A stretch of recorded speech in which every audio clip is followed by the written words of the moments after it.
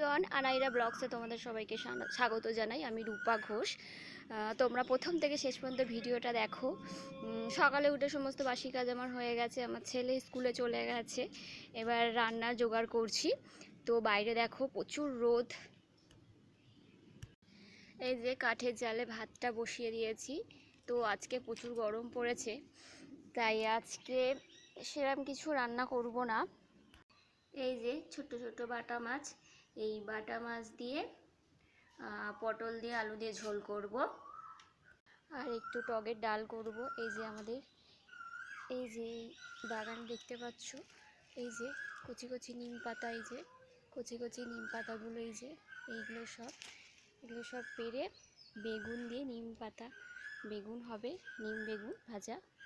এই যে দেখতে পাচ্ছ গাছের সজনে পাতা, এই কচি কচি সজনে পাতা এগুলো পারবো এইগুলো দিয়ে। আর এই যে দেখো এই যে নোটে শাক, এই যে এই কচি কচি নোটে শাকগুলো সব পেরে নিয়ে আর এটা দিয়ে, আর এই সজনে পাতা আর এই নোটে শাক দিয়ে একটু ভাজা করব, রসুন শুকনো লঙ্কা পেঁয়াজ ফোড়ন দিয়ে, তারপরে নুন হলুদ নামানোর আগে একটু মিষ্টি দিয়ে, দারুণ লাগে খেতে।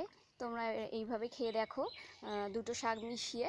আর আর অবশ্যই এই দুটো শাক ভালো করে বেছে নিয়ে আগে ভাপিয়ে ফেলে দিতে হবে, তারপর শাকটা ভাজতে হবে। তো আর কিছু করব না, আজকে প্রচুর গরম পড়েছে। আর তো আমাদের এই ভিডিওটা কেমন লাগলো কমেন্টে জানাও।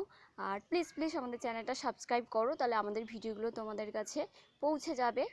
আর লাইক করো, কমেন্ট করো, কিছু ভুল হলে অবশ্যই জানাও। সবাই ভালো থাকো, পরের ভিডিওতে আবার আসছি।